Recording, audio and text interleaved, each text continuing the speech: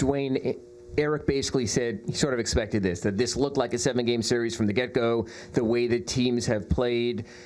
One, did you kind of in the back of your mind figure that even from the get-go, the way it's set up, that you might be playing at home on Sunday? No, we didn't come. We came here to try to win the game. I mean, we didn't come here with a 7-game series in mind. It's been a great series.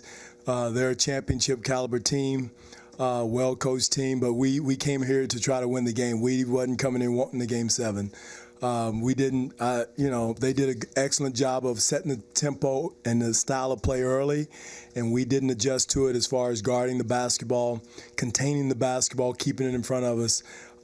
They kind of went away from their offense and just were putting their head down and just going one-on-one, and we didn't do a good job of containing the ball.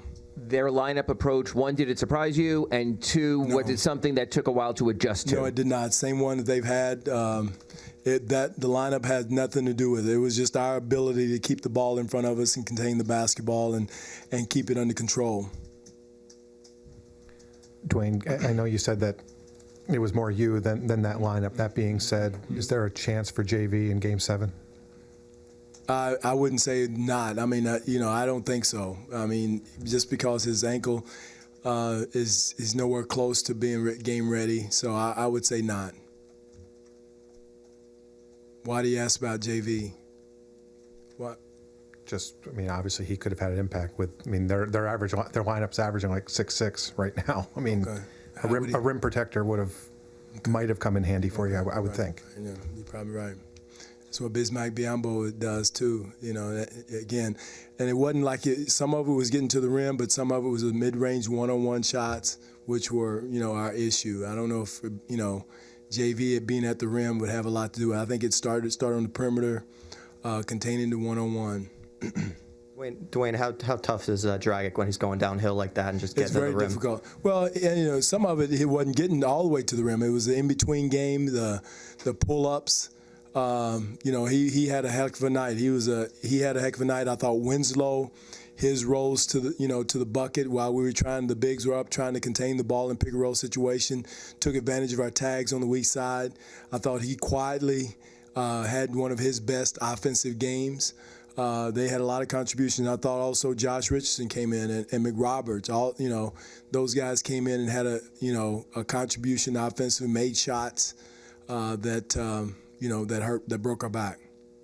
Dwane, this is a stars league, and often the stars get treated differently on the court than other players do. Is Kyle getting stars calls? I don't, again, Steve, I think a lot of it you got to make the situation. I don't know. I got to watch the film and see. We shot 35 free throws. They shot 34. I don't know if it was a difference in the call. It is a stars league, and again, you got to shake your hand for Dwayne Wade. He stepped up, had a big game. Dragic stepped up, and so did our guys.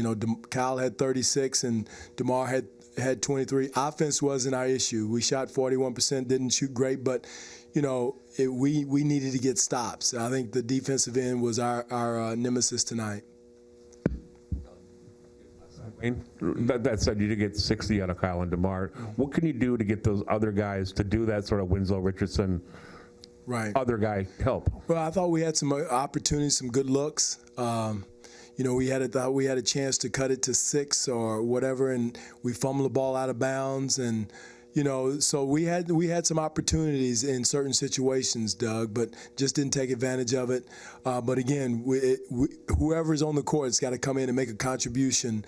I thought Kyle and DeMar did their job tonight offensively, but again, defensively, we've got to keep the ball in front of us and take the challenge of an offensive guy like Dragic, one-on-one, mid-range jump shots, in those situations. And then he also, too, transition. They were coming down and attacking us early, quickly in transition. Dwane, aside from, I don't know if you can adjust the defense to contain guys off the ball, so what do you have to see from your guys in Game 7? Ball containment. I mean, keeping the ball in front of us, dictating direction as far as which way we want to send the basketball. I think that's the most important thing, and just having that edge and dictating tempo. I thought they dictated to us how fast the game was going to be played, and we wanted to play fast. they just set the tone from the jump ball, Bruce. I thought, offensively, the way they wanted to play, and I don't think anybody had a good defensive night of containing the basketball, keeping the basketball in front of you, keeping a tight paint. That's something we talked about. We were all spaced out, and they kind of got to go where they wanted to go. Dwane, obviously, you thought you would think you'd have the rebounding advantage. Not much of an advantage. I mean, kind of the saw off on the board. Not much. I think Biz only had the one offensive rebound.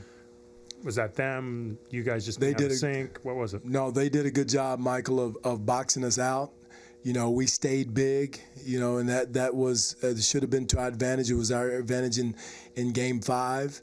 And we did not do a good job of going to the offensive board and taking advantage of it. And that's something, if they're going to play small, we've got to make sure we dominate the glass. And we did not do a good job tonight from that standpoint. And again, they came in here and did what they were supposed to do. They set the tempo. They dictated the style of play, the physical style of play, and we've got to respond. And I thought we did it in stretches. I didn't think we came in and didn't compete. But we just did it in stretches that we got to do it for a longer period of time.